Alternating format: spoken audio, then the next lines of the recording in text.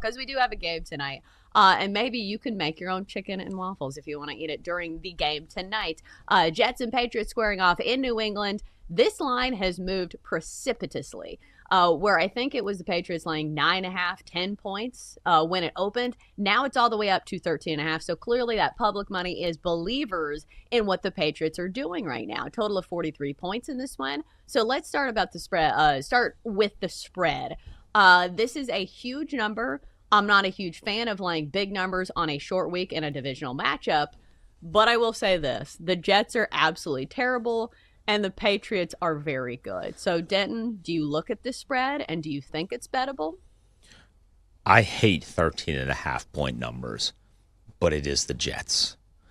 The spread is so large that I would maybe look at a first half spread, because my thought is, all right, the Patriots are going to get after them early. The problem with a number like this is, what if the Patriots let off the gas in the fourth quarter and there's some garbage time points that are scored? So where the Jets lose by 12, but for a majority of the game, it was really like a 20-point game. They just get a late touchdown, 2-point conversion, and then they backdoor cover that bad boy. So I would look maybe at the first half, which is still going to be a big number. I mean, you're probably going to get it at 6.5 or 7 on BetMGM, so that's still a pretty large number for just one half of football. But I can't lay 13 in a divisional game on a short week. I can't do it. I don't want to lay a 13 on a non-divisional game with a long week of rest. Like, I don't want to lay 13 at all in the NFL.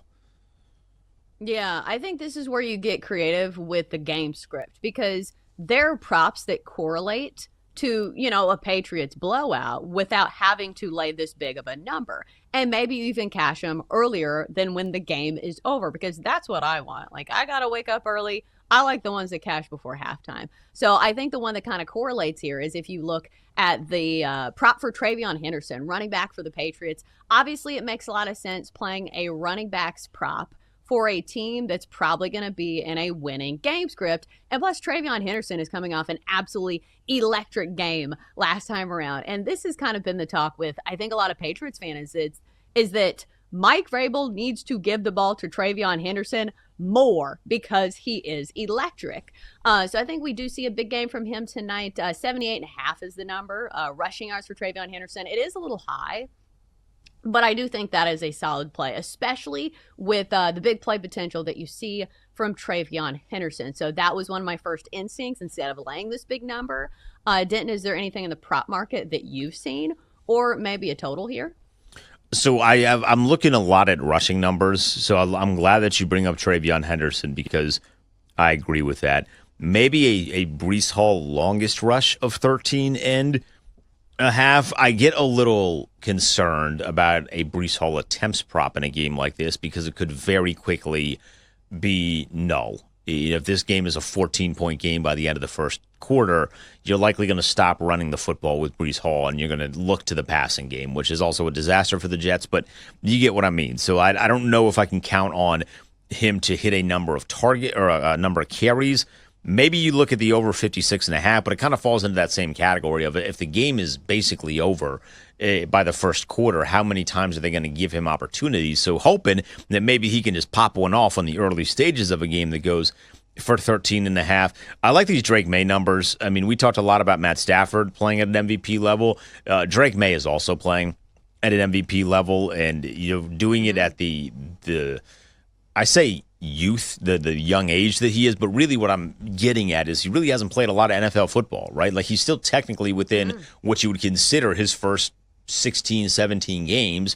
So his first real rookie season as an NFL quarterback, but he's lighting it up. So I think over 1.5 touchdowns might be something, but the problem is that's so heavily juiced, you have to parlay that. It's minus 220 for 1.5 touchdowns, which for a guy in year number 2, that's a massive, massive number that you would have to lay. So I might parlay that minus 220 over 1.5 touchdowns, Chelsa, with 250 yards. And then you can get that at plus 150 in the hopes that he maybe has a couple of big plays to either Diggs or something to TreVeyon Henderson out of the backfield. So I might do that and ride with it. I think that makes me a little nervous, because part one, touchdowns always make me nervous, because Drake May can have a massive game. And if somebody gets tackled at the 1 and they just run it in with the running back, like that's out of your control. Like I have that same kind of viewpoint on anytime touchdowns where I feel like sometimes the juice is not worth the squeeze, where it's like, oh, it's minus 150. We've seen games where Derrick Henry's been like minus 220 to score a touchdown. He hasn't gotten in the end zone despite having a big game. And then passing yards are tough, especially when like a blowout could be in the mix. Like maybe as a massive first half, and like that's not out of the realm of possibility. It's just me looking at the sabotage factors. And it should be noted that the Patriots are famously good against the run. So be very careful playing Breece Hall props tonight, because Patriots are giving up a league low 79 rush yards per game. They have been incredibly stingy against the run. But I will say in this way, maybe Breece Hall is worth a play in the receptions market, because the Patriots, if you look at the grid that's very helpful for fantasy football, the Patriots are giving up the most receptions to opposing running backs of any team in the NFL. And it makes a ton of sense. You're really good at the run. You got to do those short and dumpy passes to the running back because the defense is so good. So for Breece Hall tonight, the receptions prop is 2.5 if you want to do catches, and it's actually at plus money. Or you could do over 14.5 receiving yards, which I think is in the realm of possibility as well, because he's been hovering either right at this number or he has like big games. Like last game, he only had one catch, but it was for 42 yards.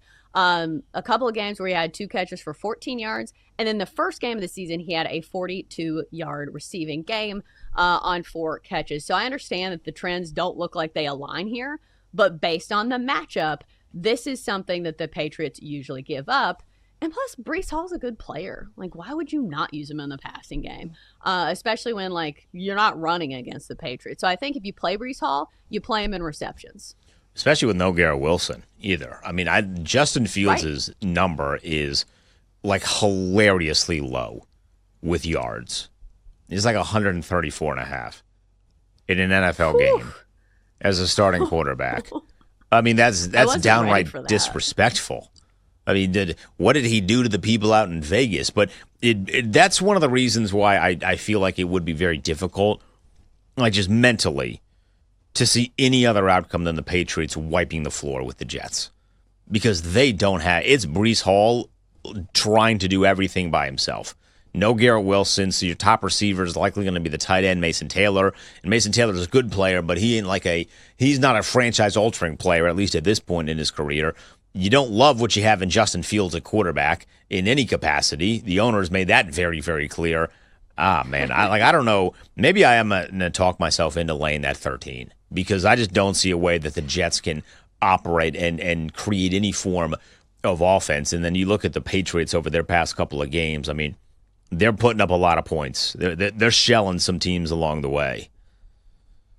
I think if you think of Justin Fields, like when I think of desperation spots, do you think he's going to run the ball a lot? Like, I don't know how productive he's going to be because, again, the Patriots are really good against the run. Like, granted, most of that's running back attempts, but still, like if nobody's open, it's not going to surprise me if he takes off and runs. So I'd have to look at the numbers. I know we're running out of time here, but maybe Justin Fields is worth a look in that market. It's not even posted at BetMGM. Put it up, cowards.